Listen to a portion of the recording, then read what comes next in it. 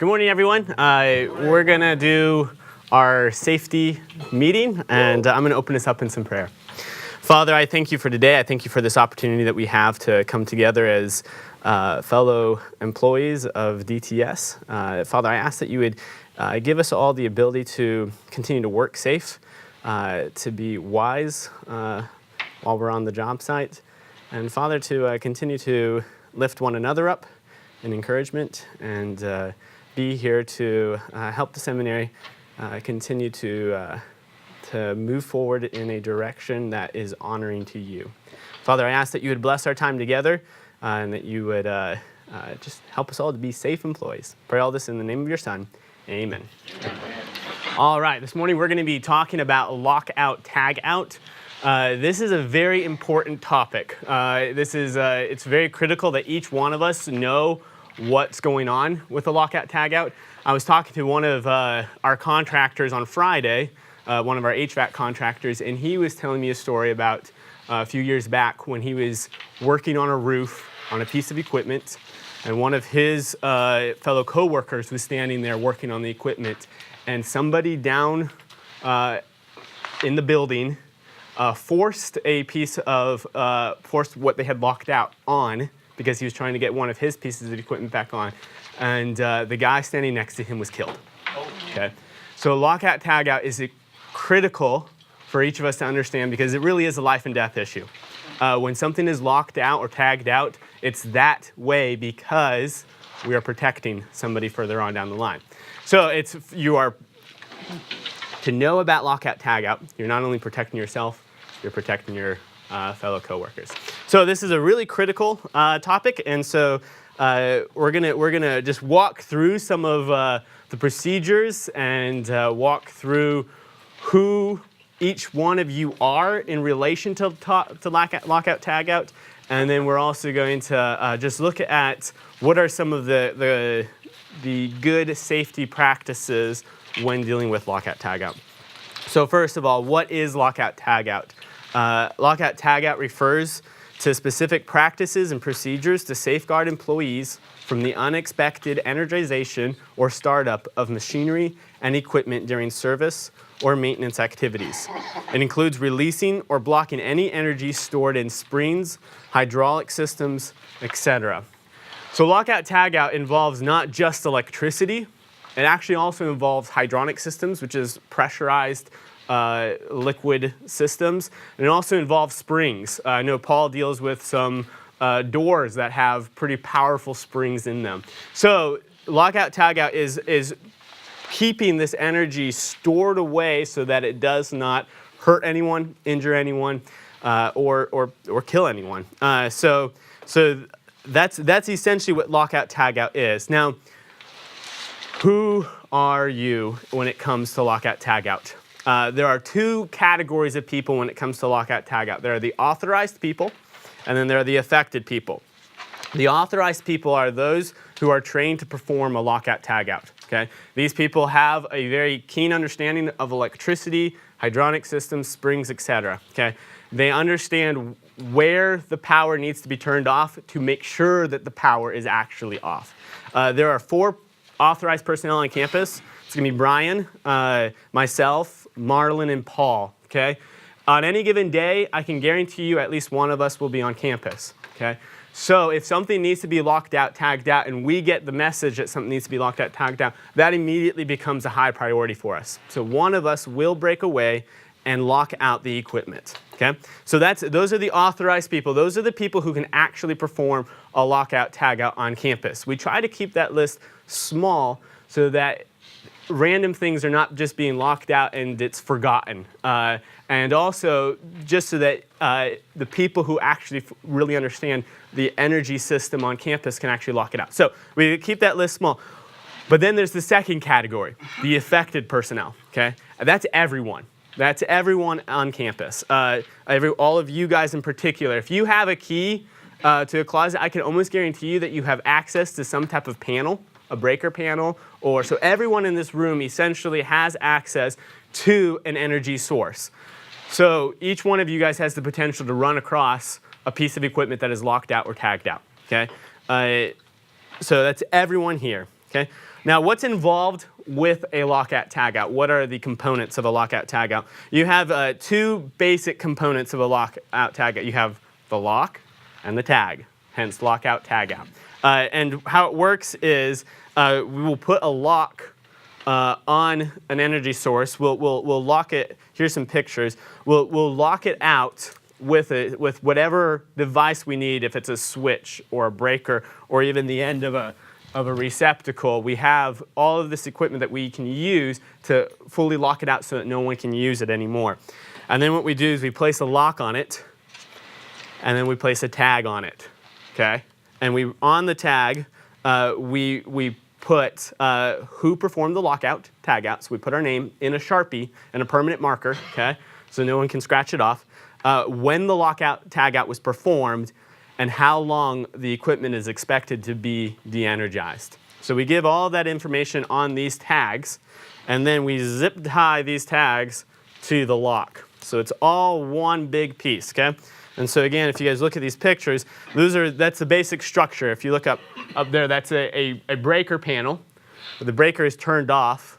A plastic device is placed on the breaker, and then a lock and a tag are placed on that.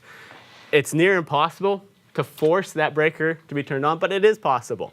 So if you see something like that, leave it alone. There is somebody's name on this, and fortunately we're a small enough staff. You can get on the radio and you can ask, why is this turned off? So feel free to ask those questions. Communication with lockout tagout is critical, very critical. And so we're going to just walk through. We're missing part of it. We're going to walk through just a really quick, how does a lockout tagout get performed? What are the steps that are involved with that? Okay? And the first step, and this is, again, as I was saying, this is critical. Communication, communication, communication. When we are going to lock something out, we notify others. Anyone who could potentially be affected by a lockout tagout, we try to let them know, okay? So that there's no one guessing what in the world is going on because their vacuum machine is locked out. And so we do try to communicate with you guys. We turn off the energy. So step number 2, we turn off the equipment. And then we deactivate the energy control device using a lock. So for example, let's say we are walking around on campus and we see these wires that are exposed, okay, from a cord, okay? When you see frayed wires, you should be afraid. So that's so when we see something like this, or if you guys see something like this, something that looks like a potential hazard, that's when you guys need to communicate to your supervisor that there is a potential energy hazard. Much better safe than sorry here, okay? We don't ever walk into a situation and say, what? You thought this needed to be locked out, tagged out? No, we would much rather get the call that something needs locked out, tagged out, than get the call that you're in the hospital, okay? So if we see something like this, what we'll do is we would go and we would de-energize the system, okay? We'd turn off the vacuum cleaner if this was attached to a vacuum cleaner, okay? And then what we would do is we would deactivate it, make sure no one can actually use this. And we have these little pieces of equipment where we can stick the end of this in here. We can lock it away, okay? And then we can take the lock, and it's got these nice little holes on here, and we can lock it, and then we take that key with us, okay? So that no one can, then we take our zip tie and our tag, and we zip tie all of this together, okay? Now essentially, and then on the tag, we're gonna write, I would write Isaac Guyman, the date this was performed. I think it's the 14th of May. And then let's say I'm wanting to get this done by next Monday. I would put the 21st of May as my expected completion. That just gives you guys a general idea of when it's going to be completed. So if you come back here and it's a year later and this tag is still on here, you can call me and say, hey, Isaac, why is this tag still on here? Okay? But let's say you do run across a lockout tagout. The person who performs the lockout tagout is the only person who can remove this. Okay? So you can't come to this and say, wait a second, I think Isaac's already fixed this. And so you guys go and get some heavy-duty metal cutters and slice off the lock or break the plastic or whatever to be able to take this off. Now you have to communicate with the persons whose name is on the tag. Okay, so those are just some of the basic steps. So in step number 3, we deactivate the energy control device using a lock. We place a tag on the lock. We release any stored energy. A lot of equipment, even when you de-energize it, it might have a capacitor on it, or it might be a hydronic system where it has that liquid still stored in there that could potentially release and be dangerous. So we figure out a way to release all that energy out of the system, okay? And then step number 6, before working on a locked or tagged out equipment, we test that the equipment is truly off by trying to turn on the equipment. That comes in several different forms. If it's electricity, we take a multimeter to it, we double check to make sure there's no power to it, and then we try turning it on just to ensure that there's not a second source of energy coming to it. Step number 7, we perform servicing. That means we work on the equipment. And the key to this is if energy is turned back on, let's say we perform a lockout tagout on your vacuum, and we say, okay, we think we got it.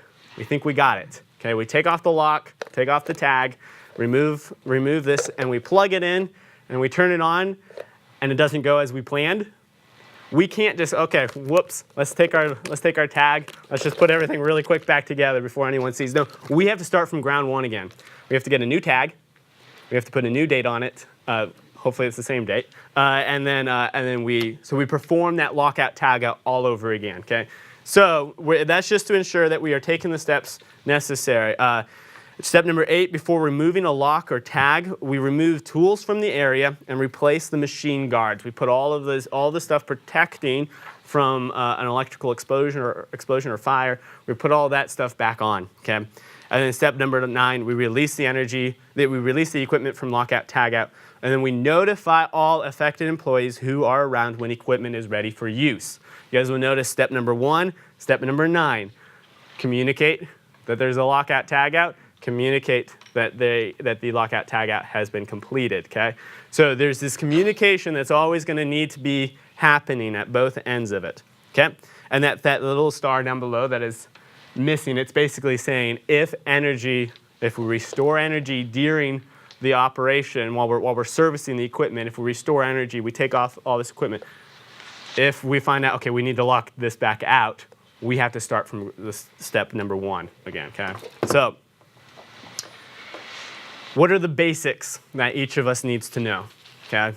What is critical? If you're not authorized to perform lockout tagout, if your name was not on that list, contact your supervisor when equipment needs to be locked or tagged out, okay? Again, that communication. If you see a plug that has the ground broken off or one of the 3 prongs broken off, communicate to your supervisor. Your supervisor will then pass that on to the necessary people, okay?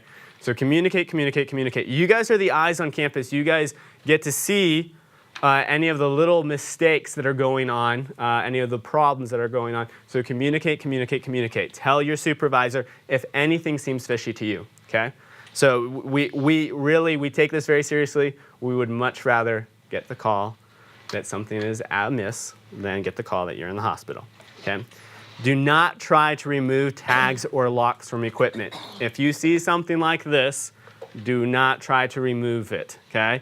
If you are wondering what in the world is going on, you were not informed that there was going to be a lockout, tagout, contact your supervisor, or you can contact the person whose name is on the tag, okay? You can always, you're more than welcome to call out and see, wait, why is this here? So feel free to ask, but do not remove tags, okay? And don't try to energize the equipment either. Don't stick a piece of a screwdriver down there and try to turn on a breaker or something, okay? Just don't do that, please. And then never try to operate equipment that has been locked out or tagged out. Again, don't put the screwdriver in there to try to turn the breaker on. And then tell others if lockout, tagout procedures have been performed. That's for the authorized people, but that's also for the supervisors. Those of you who know that a lockout, tagout has been performed and you know that one of your people is going to go over there and work on that equipment, try to remember to inform them, tell them what's going on, tell them why it was locked out, tagged out. So we will try to keep that flow of communication as open as possible, okay? That's a lockout, tagout in a nutshell. Are there any questions? Yes. When do you use tags? Oh, okay, yes. Okay, yes. I did not touch on that. So, there are certain pieces of equipment that it is impossible to put a lock on, okay? It's just the nature of the piece of equipment, okay? That's very, very, very rare, but sometimes it does happen, okay? And so in that situation, what we would do is we would get a tag on there. No matter what it takes, we will get a tag on there and with a zip tie, and we'll try to lock it out as much as possible. But you might run across something like this that it just has a tag on it. That's just a tag out. There's not a lock. We only do that when we absolutely positively cannot use a lock. So that's a very, very rare situation. So the tags are the most important pieces of information to you. Okay, if you see a tag, do not perform, do not try to, even if it's not locked out, don't turn it on, okay? Contact the person and ask them, okay? Thus far, I have never just tagged something out. We've always been able to figure out a way to lock it out as well. But that does happen sometimes. So just be aware, if it only has a tag, that's still a tag out. Do not try to energize the equipment. Okay? Good question. Any other questions before we go through the quiz? Okie dokie. Let's go through the quiz. And does anybody need more time for the quiz? Are you all good? All right. Number 1, lockout tagout can be performed only by Authorized employees. authorized employees. Correct. A. Number 2, even if you don't perform lockout tagout, you must know the importance of C. Never trying to start locked or tagged out equipment or remove the locks or tags. Number 3, after turning off equipment, the next lockout tagout step is to B. Deactivate the energy control device. Put the lock on the equipment. Number 4, tags are used instead of locks only when C. The equipment can't be locked out, which is rare, but it does happen. Number 5, lockout tagout includes releasing or blocking any energy stored in springs, hydraulic systems, etc. True, yes. Before working on locked or tagged out equipment, the authorized employee A. Tests that the energy is truly off by trying to turn on the equipment. Number 7, if energy is turned back on to test or position equipment during servicing, you can just turn it off again without completing all the lockout tagout steps. False. Correct. Number 8, any authorized employee can remove a lockout tagout, a lockout lock. Correct. Yes, only the person who put it on can remove it. Okay. Paul. What if you have multiple people that need to work on the equipment? Then you put multiple, that's a really good question actually, Paul. You put multiple tags on it, okay? Each employee puts a tag, everybody who needs to work on that equipment needs to put a tag on there. And a lock, okay? And a lock, thank you, Paul. So you need to put a tag and a lock, okay? There are 2 ports for locks on this. So let's say Marlon and I are both working on this piece of equipment. I would put my lock on it, and Marlon would put his lock on it. Now, if I need to go open that, I have to go find Marlon too. It's safety, okay? It's that way I'm not missing something that Marlon was working on, and Marlon's not missing something I was working on, okay? But nobody else but the 4 authorized people can work on these pieces of equipment? Is that true? Well, they're the only people who can remove it. So let's say I'm working on it. This is locked out, and I come in and I put a lock on it. An unauthorized person can come and work on this, but I have to be there as well. Okay. To be able to remove the lock, I've got to be there to remove that, okay? That way there's always a very clear communication of what's going on, okay? Nothing's amiss, okay? Good questions, really good questions. Number 8. Okay, nope, number 9. Before removing a lock or tag, the authorized employee A. Removes tools from the area and replaces the machine guards. Number 10. If affected employees are around when the lock is removed, it's not necessary to tell them the equipment is ready for use. False. Correct. Communication, communication, communication. Let your supervisor know. That's really key. Let your supervisor know if something looks amiss. All right. Any further questions? Okay. You guys can turn in your quizzes.